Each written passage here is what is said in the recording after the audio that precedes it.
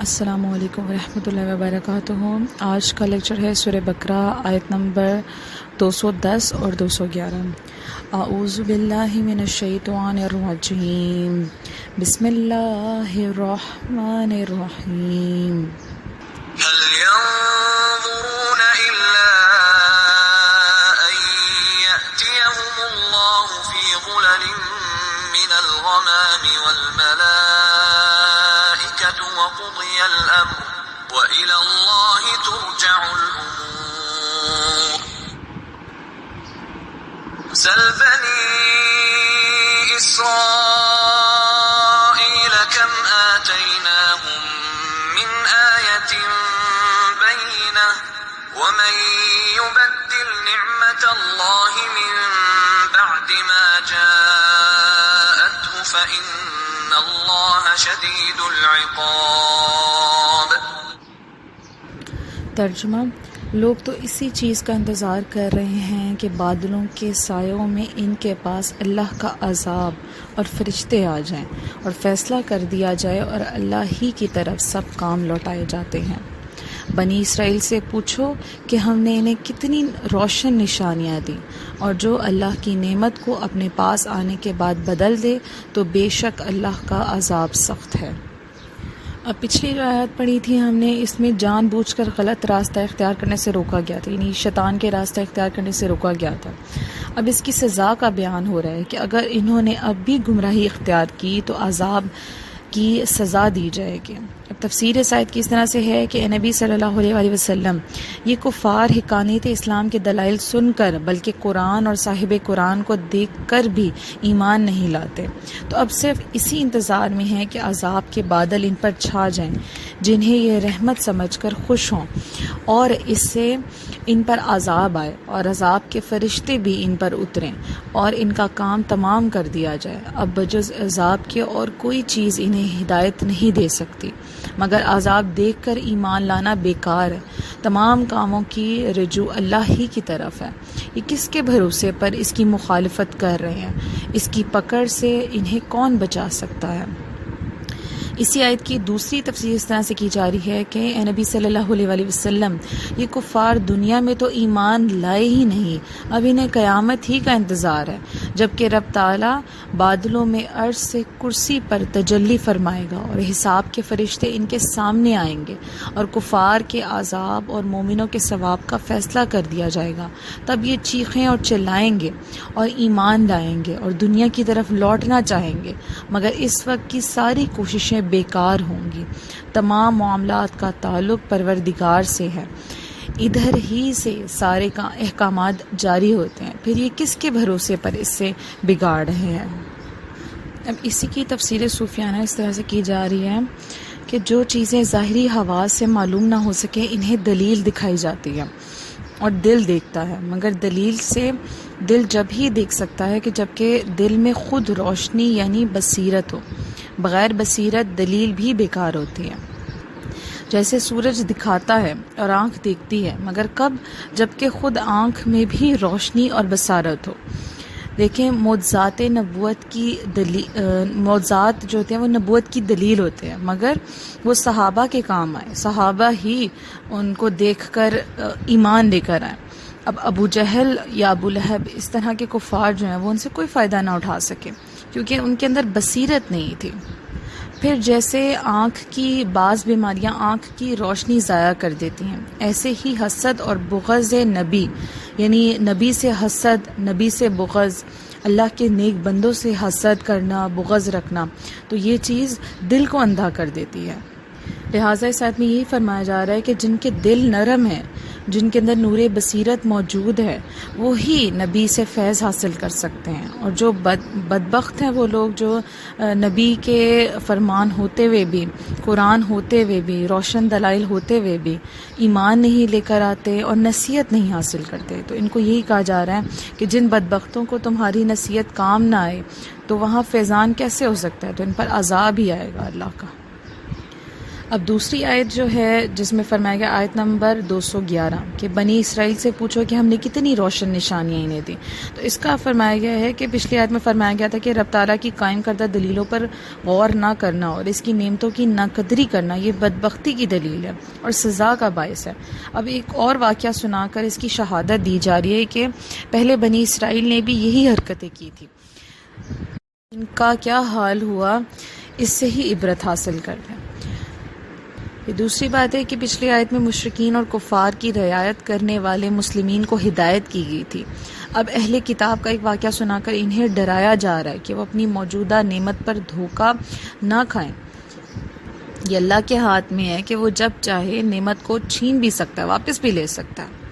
تفسیر اس آیت کی اس طرح سے ہے کہ اے مسلمانوں، تم موجودہ بنی اسرائیل سے تو پوچھو کہ ہم نے انہیں کتنی نشانیاں دی تھی اور ان پر کتنی رحمتیں کی تھیں، ہزاروں پیغمبر ان میں بھیجے تھے، توریت زبور انہی میں اتاری تھی، آسمانی صحیفے انہی کو دیے تھے، اولیاء ان میں پیدا کیے تھے، نیز فرعون کی مصیبت سے انہی کو نجات دی، دولت، عزت، شوکت، حشمت، سلطنت انہی کو عطا ہوئی تھی، من و سلوہ انہی پر اتارا گیا تھا، انہی کی خاطر فرعون اور فرعونیوں کو غرق کیا گیا تھا، مگر انہوں نے ہمیشہ رب کی نعمتیں تبدیل کی یا گناہ کر کے بدلوائیں، موسیٰ علیہ السلام سے بت پرستی کی اجازت مانگی، توریت کو ماننے سے انکار کیا، انہیں قسم قسم کی تہمتیں لگائیں، پیغمبروں کو قتل کیا، حضرت عیسیٰ علیہ السلام کو سولی دینے کی کوشش کی، کتابوں کو بدل ڈالا، من و سلوہ خود کہہ کر بند کروایا، غرض یہ کہ ہمیشہ اوندھے ہی چلے، جس قدر ان کی ناز برداری کی گئی، یعنی ان کے ناز نخرے اٹھائے گئے، اسی قدر انہوں نے نئے نئے انداز سے نافرمانی ہی کی، اور جو کوئی ناشکری کرتا ہے رب تعالیٰ اسے سزا بھی سخت دیتا ہے، چنانچہ دیکھ لو اب ان کا کیا حال ہے، مگر ان کی آنکھ اب بھی نہیں کھلتی۔ مسلمانوں، ان سے عبرت پکڑو اور ان کی صفات سے بچو، خیال رہے کہ تبدیلی نعمت 3 طرح کی ہوتی ہے۔ اب جو یہاں پہ فرمایا گیا ہے کہ یہ نعمت کو تبدیل کیا کرتے تھے، تو اس سے کیا مراد ہے؟ پہلی بات یہ ہے کہ نعمت کو قبول نہ کرنا، یہ بھی تبدیلی نعمت میں آتا ہے۔ دوسرا یہ کہ اس کو ظاہر یا خفیہ بدل دینے سے، یہ بھی تبدیلی نعمت میں آتا ہے۔ تیسرا یہ کہ اس کا شکر نہ ادا کرنے سے۔ بنی اسرائیل جو تھے انہوں نے تینوں یہ حرکتیں کی تھی، لہٰذا انجام یہ ہوا کہ بجائے عزت اور عظمت کے اللہ تعالیٰ نے کیا فرمایا کہ ان پر ہمیشہ کی ذلت اور خواری ڈال دی گئی ہے اور انہیں کہیں ٹھکانہ نہیں ملے گا، اور قیامت تک کے لیے ان پر سختی کرنے والے بادشاہ مقرر ہوتے رہیں گے۔ یہ اتنی زیادہ اللہ نے ان کو نعمتیں عطا کی تھیں، یہ ہم پہلے سپارے میں پڑھ چکے ہوئے ہیں کافی زیادہ ڈیٹیل سے، یہ ساری نعمتوں کے حوالے سے، اور کس طرح سے انہوں نے کفران نعمت کیا تھا۔ تو اللہ تعالیٰ مسلمانوں کو فرما رہا ہے کہ مسلمان اس سے عبرت پکڑے اور مسلمان یہ کام نہ کریں جو بنی اسرائیلیوں نے کیے تھے۔ یہ بھی خیال رہے کہ اللہ تعالیٰ کی نعمت سے آیات الہیہ مراد ہے جو ہدایت کا سبب ہے، اور ان کی بدولت گمراہی سے نجات حاصل ہوتی ہے۔ انہی میں سے وہ آیات ہیں کہ جن میں سرکار دو عالم صلی اللہ علیہ وآلہ وسلم کی نعت اور صفات اور حضور صلی اللہ علیہ وآلہ وسلم کی نبوت اور رسالت کا بیان ہے، اور یہود و نصارہ کا اپنی کتابوں میں تحریف کرنا اسی نعمت کو تبدیل کرنے میں آتا ہے، یعنی جو بھی ان کی کتابوں میں حضور کے اوصاف تھے انہوں نے اس کو مٹا دیا تھا۔ تو اللہ تعالیٰ نے پھر فرمایا کہ جو اس طرح کی حرکت کرنے والا ہے تو پھر اللہ کا عذاب ہی آنا ہے ایسے لوگوں پر۔ اب فائدے جو اس آیت سے حاصل ہے، پہلا یہ کہ نعمت کی ناشکری اس کے چھین جانے کا ذریعہ بنتی ہے، ہر نعمت کی قدر کرنا ضروری ہے۔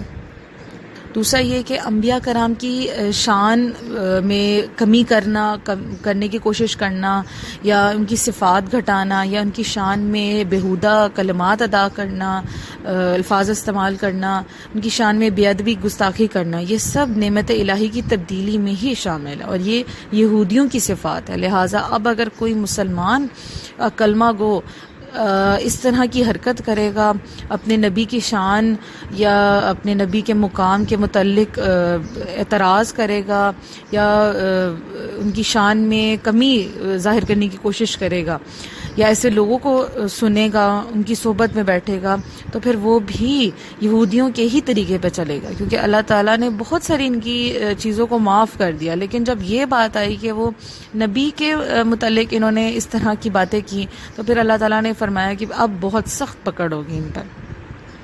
تیسرا فائدہ یہ کہ نصیحت کے لیے گزشتہ قصے سننا یا سنانا سیکھنا یہ بہت ضروری ہے، تاکہ لوگوں کو عبرت اور نصیحت حاصل ہو. لہٰذا اسی لیے اللہ پاک نے بار بار بنی اسرائیلیوں کے اور دوسری قوموں کے واقعات ہمیں قرآن پاک میں سناتے رہیں، تاکہ ہم اس سے عبرت حاصل کریں اور ہم مسلمانوں سے وہ غلطیاں نہ ہوں جو ان سے ہو چکی ہیں. صوفیہ اس کی تفسیر اس طرح فرماتے ہیں. صوفیہ فرماتے ہیں کہ اللہ کی نعمتوں پر اگر فخر کیا جائے تو وہ نعمتیں بھی زحمت بن جاتی ہیں، اور اگر شکر کیا جائے تو پھر وہ رحمت ہی بنتی ہیں. بنی اسرائیل کے لیے وہ نعمتیں عذاب کا باعث اس لیے بن گئی تھی کہ انہوں نے اس پر فخر کیا تھا، شکر نہیں کیا تھا. تبدیلی نعمت کے معنی یہ ہیں کہ بندہ ایسی حرکتیں کرے کہ جس سے رب تعالیٰ اس سے نعمت چھین لے، یا تو اس طرح کہ نعمت اس کو ملی ہے لیکن وہ نعمتیں پا کر رب تعالیٰ سے غافل ہو جائے. یہ انسانوں کی نیچر ہے نا کہ جب ہمارے پاس کوئی چیز نہیں ہوتی تب ہم اللہ کو یاد کرتے ہیں، جب ہمیں کچھ چاہیے ہوتا ہے تب ہم اللہ کے آگے رجوع کرتے ہیں، اور جب ہمارے پاس سب کچھ ہوتا ہے تب ہم اللہ کو بھول جاتے ہیں. تو دعا ہے کہ اللہ پاک ہمیں اس غفلت سے بچائے، ہمیں نعمتوں کی قدر کرنے کی توفیق عطا فرمائے اور ہمیشہ اس کا شکر گزار بندہ بننے کی توفیق عطا فرمائے. آمین ثم آمین. السلام علیکم ورحمۃ اللہ وبرکاتہ. آج ہم پڑھنے جا رہے ہیں سورہ بقرہ آیت نمبر 212 اور 213. اعوذ باللہ من الشیطان الرجیم، بسم اللہ الرحمن الرحیم. زين للذين كفروا الحياة الدنيا ويسخرون من الذين آمنوا والذين اتقوا فوقهم يوم القيامة والله يرزق من يشاء بغير حساب. كان الناس أمة واحدة فبعث الله النبيين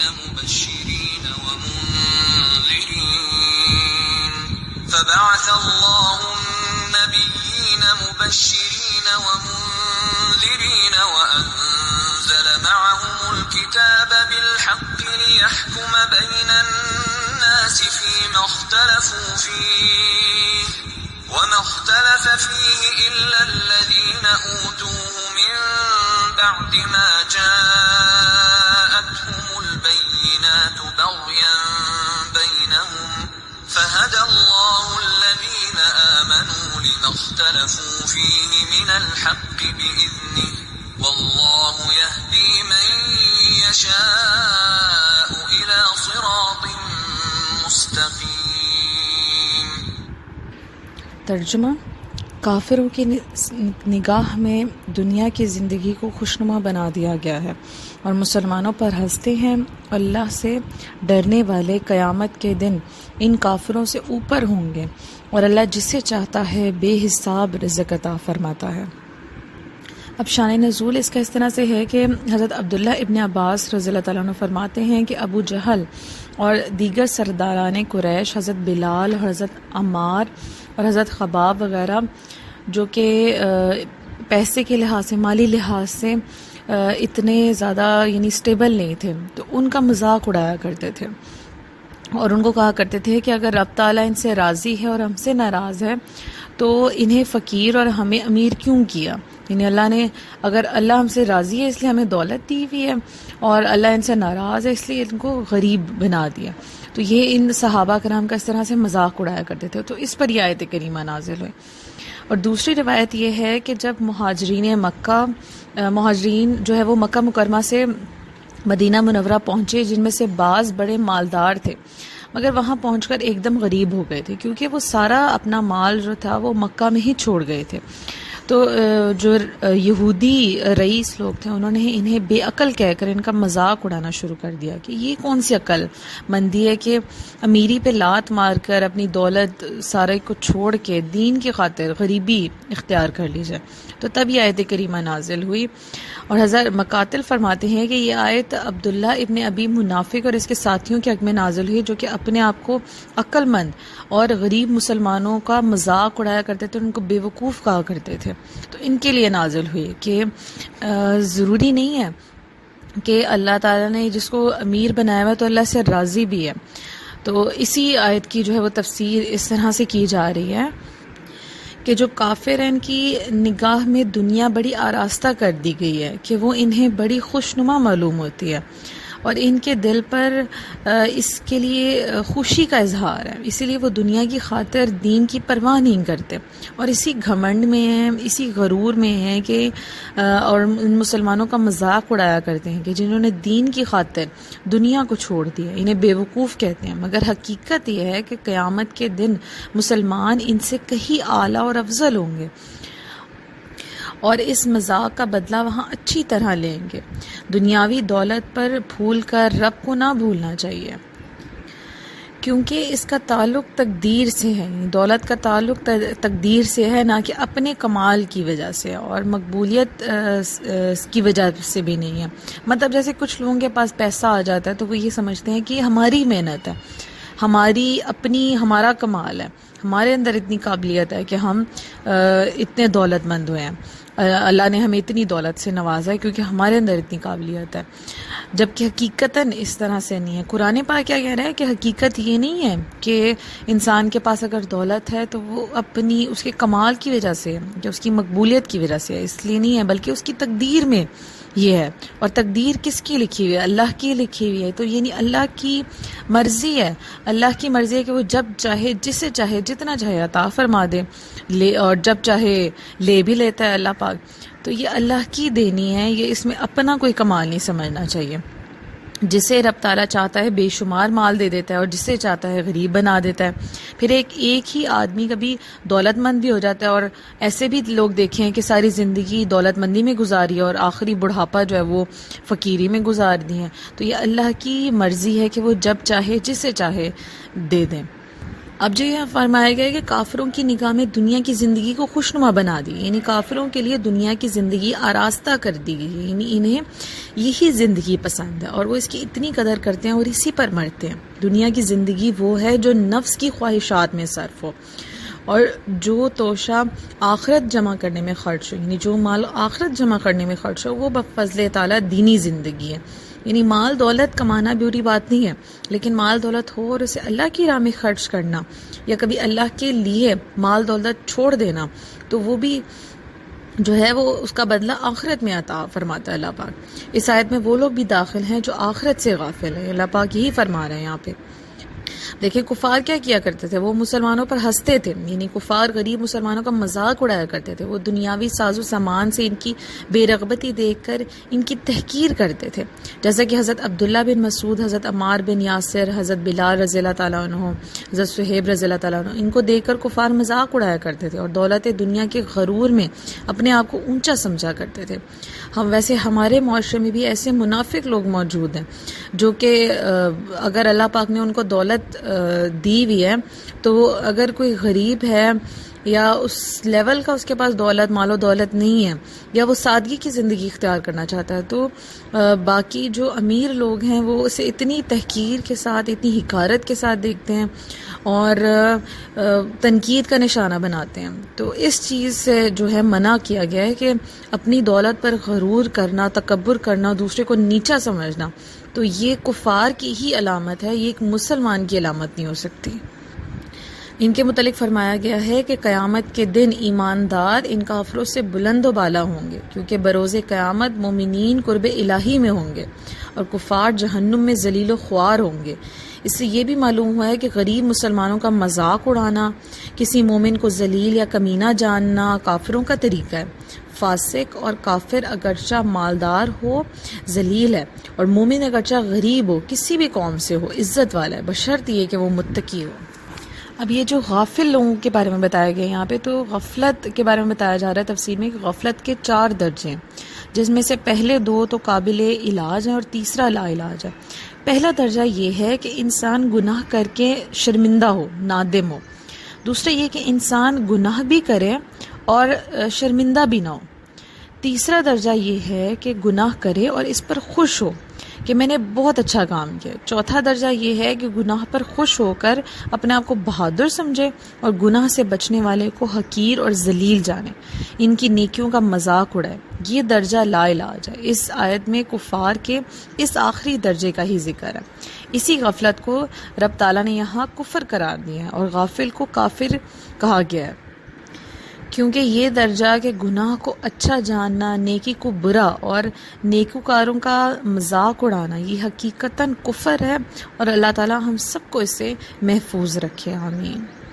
اب فائدے جو اس آیت سے حاصل ہے، پہلا یہ کہ محبت دنیا اور اس کے مقابلے میں دین سے بے رغبتی کفار کی نشانی ہے۔ دوسرا یہ کہ غریب کا غریبی کی وجہ سے مذاق اڑانا یہ حرام ہے، اور ایمان کا مذاق اڑانا یہ کفر ہے، کیونکہ اس میں ایمان کی بھی توہین ہے۔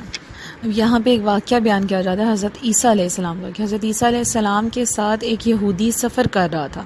آپ کے پاس 3 روٹیاں تھیں، آپ نے وہ یہودی کے سپورٹ کی اور خود کسی کام کے لیے تشریف لے کر چلے گئے۔ واپس لوٹ کر روٹیاں مانگی سے تو اس نے 2 دے دیں اور ایک چھپا دی اور وہ کھا چکا تھا۔ آپ نے پوچھا کہ تیسری روٹی کہاں ہے، تو اس نے کہا کہ مجھے آپ نے 2 ہی دی تھی۔ آپ نے بہت کوشش کی مگر اس نے اقرار نہ کیا اور بے شمار جھوٹی قسمیں کھا لی۔ کچھ دور ہی چلے تھے کہ سونے کی 3 اینٹیں پڑی ملی۔ آپ نے فرمایا کہ اس میں سے ایک اینٹ تیری اور ایک میری اور ایک روٹی کھانے والے کی، تیسری روٹی کھانے والے کی۔ تب وہ بولا کہ حضرت روٹی میں نے ہی کھائی تھی۔ اب وہ تینوں اینٹیں اس کے حوالے کر کے چل دیے۔ وہ ان کی حفاظت کے واسطے وہیں بیٹھ گیا۔ 3 چوروں نے اسے آ کے گھیر لیا اور ہلاک کر دیا۔ ان میں سے اس کی نگرانی کے لیے بیٹھنے اور ایک چور کو بازار کھانا خریدنے کے لیے بھیجا گیا۔ 2 بیٹھ گئے وہیں پر۔ ان کے پیچھے ان دونوں نے مشورہ کیا کہ جب تیسرا آدمی بازار سے لوٹے گا تو اسے قتل کر دیں گے تاکہ زیادہ سونا ہمارے پاس آ جائے۔ اور اس تیسرے نے خود تو کھانا کھا لیا۔ اب کیا کیا، وہ جو پہلا گیا تھا نا، اس نے کھانے میں زہر ملا دیا، اور جب واپس آیا تو وہ جو باقی 2 تھے انہوں نے اس پہلے والے کو قتل کر دیا اور خود جو تھا وہ زہر والا کھانا کھا لیا اور وہیں پہ جو تھا مر گئے تھے تینوں کے تینوں۔ دوسرے دن حضرت عیسیٰ علیہ السلام کا وہاں سے گزر ہوا تو دیکھا کہ وہ سونا ویسے ہی پڑا ہوا ہے اور اس کے پاس 4 آدمی ہمیشہ کی نیند سو رہے ہیں۔ یہ تھا یعنی دنیاوی ہوس کا انجام۔ پھر اگلی آیت جو ہے آیت نمبر 213، ترجمہ۔ تمام لوگ ایک دین پر تھے تو اللہ نے انبیاء بھیجے خوشخبری دیتے ہوئے اور ڈر سناتے ہوئے، اور ان کے ساتھ سچی کتاب اتاری تاکہ وہ لوگوں کے درمیان ان کے اختلافات میں فیصلہ کر دے۔ اور جن لوگوں کو کتاب دی گئی تھی انہوں نے ہی اپنے باہمی بغض اور حسد کی وجہ سے کتاب میں اختلاف کیا۔ یہ اختلاف اس کے بعد کیا کہ ان کے پاس روشن احکامات آ چکے تھے، تو اللہ نے ایمان والوں کو اپنے حکم سے اس حق بات کی ہدایت دی جس میں وہ لوگ جھگڑ رہے تھے، اور اللہ جسے چاہتا ہے سیدھی راہ دکھاتا ہے۔ اب پچھلی آیت میں فرمایا گیا تھا کہ موجودہ کفار کی ضد محبت دنیا کی وجہ سے ہے۔ فرمایا جا رہا ہے یہ کوئی نئی بات نہیں ہے، بلکہ پہلے ہی سے ہوتا آیا ہے کہ لوگ ایک ہی دین پر تھے، حسد اور حب دنیا کی وجہ سے ان میں اختلاف پیدا ہو گیا ہے۔ اب اس آیت کا مضمون سمجھنے کے لیے یہ بات یاد رکھنی چاہیے کہ حضرت آدم علیہ السلام کے زمانے سے حضرت نوح علیہ السلام کے عہد تک سب لوگ ایک ہی دین پر اور ایک ہی شریعت پر رہے تھے۔ اب اس طرح سے تھا کہ حضرت آدم علیہ السلام اور حضرت نوح علیہ السلام کے درمیان 1000 سال کا فاصلہ ہوا۔ اب اس زمانے میں کل 10 پیغمبر تشریف لے کر ہیں، یعنی کہ ہر صدی میں ایک پیغمبر تشریف لاتے تھے۔ حضرت ادریس علیہ السلام تک لوگ عموماً مومن ہی رہے، اگرچہ قابیل گمراہ ہو گیا اور کچھ لوگ اس کے ساتھی بن گئے تھے۔ حضرت نوح علیہ السلام کے زمانے میں کفر بہت پھیل چکا تھا اور آپ ان کی اصلاح کے لیے بھیجے گئے تھے۔ اسی لیے کہا جاتا ہے کہ آپ پہلے وہ نبی ہیں کہ جو کفار کی ہدایت کے لیے آئے تھے۔ اگلے پیغمبر مومنین ہی کو ہدایت پر رکھنے کے لیے آتے تھے، یعنی اس سے پہلے جو آئے تھے سارے، کیونکہ تب تک مومنین موجود تھے، لیکن جب تک حضرت نوح علیہ السلام کا زمانہ آ چکا تھا تب تک کفر پھیل چکا تھا لوگوں میں، کیونکہ اب حضرت آدم علیہ السلام سے عرصہ بھی کافی گزر چکا ہوا تھا، تو تب تک جو تھا وہ کفر بہت پھیل چکا تھا، اس لیے حضرت نوح علیہ السلام کو تبلیغ جو ہے وہ اس انداز میں بھی کرنی پڑی کہ لوگوں کو کفر اور شرک سے بھی روکنے کی انہوں نے تلقین فرمائی۔ پھر قدرت کا ایسا کرنا کہ جب طوفان نوح آیا تو اس کے بعد سارے کفار جو تھے وہ ڈوب چکے ہوئے تھے، ختم ہو چکے ہوئے تھے، صرف کشتی والے مسلمان ہی بچ گئے تھے، اور اب پھر دنیا میں اسلام ہی رہ گیا تھا، کیونکہ سارے کفار مر چکے ہوئے تھے، تو ایک دوبارہ سے جو تھا وہ صرف دنیا میں مسلمان ہی بچے ہوئے تھے۔ پھر حضرت ہود علیہ السلام تک یہی حالات رہے تھے، نہیں صرف مسلمان ہی رہے، کفر نہیں تب شروع ہوا تھا۔ پھر یہ حال رہا کہ کوئی پیغمبر تشریف لا کر ہدایت فرماتے اور ان کے پردہ فرمانے کے بعد پھر کفر و طغیان پھیل جاتا تھا، پھر دوسرے پیغمبر آ کے اصلاح کیا کرتے تھے۔ حضرت موسیٰ علیہ السلام پہلے صاحب شریعت پیغمبر ہوئے کہ جن کے بعد بہت عرصے تک لوگ ہدایت پر قائم رہے، اور دیگر بڑے بڑے پیغمبر بھی آتے رہے۔ پھر لوگوں نے ان کتابوں میں بھی تبدیلی کرنا شروع کر دی تھی اور اس کی تعلیمات کو بگاڑنا شروع کر دیا تھا، یہاں تک کہ دنیا میں اندھیرا ہی چھا گیا تھا۔ تو اسی چیز کا ذکر اس آیت کریمہ میں کیا جا رہا ہے۔ اب انبیاء کرام کی ہدایت آ جانے کے بعد بھی لوگوں نے اختلاف کیا، جیسے یہود و نصارہ نے اپنی کتابوں میں اختلاف کیا اور آپس کی حسد کی وجہ سے کتاب اللہ کو بھی مشق ستم بنانے سے باز نہ آئی، یہاں تک کہ اللہ تعالیٰ نے مسلمانوں کو حضور پر نور صلی اللہ علیہ وآلہ وسلم کے ذریعے حق کی ہدایت فرمائی۔ چنانچہ یہود و نصارہ کو جن باتوں میں اختلاف تھا، ان میں جو حق تھا اللہ تعالیٰ نے مسلمانوں کو وہ سمجھا دیا۔ ہدایت رب کے ہاتھ سے ہے، جسے چاہے وہ عطا فرما دیا۔ فائدے جو ساتھ سے حاصل ہے، پہلا یہ کہ ہدایت کی بنیاد فضل الہی پر ہے، گمراہی کی بنیاد حسد اور ضد پر ہے۔ ہدایت رب تعالیٰ کی عطا ہے، جسے چاہے عطا فرما دے۔ اس کی تفسیر صوفیانہ اس طرح سے کی جا رہی ہے کہ میثاق کے دن سب ہی بھلا کہہ کر بظاہر مومن ہو گئے تھے اور سارے ایک گروہ معلوم ہوتے تھے۔ منشا الہی یہ تھا کہ ایک چھلنی قائم فرمائی جائے کہ جس سے آٹا بھوسی سے علیحدہ ہو جائے، کہ جب ہم آٹے کو چھانتے ہیں تو چھاننی ہوتی ہے نا جس طرح سے، تو وہ آٹے کو بھوسی سے علیحدہ کر دیتا ہے۔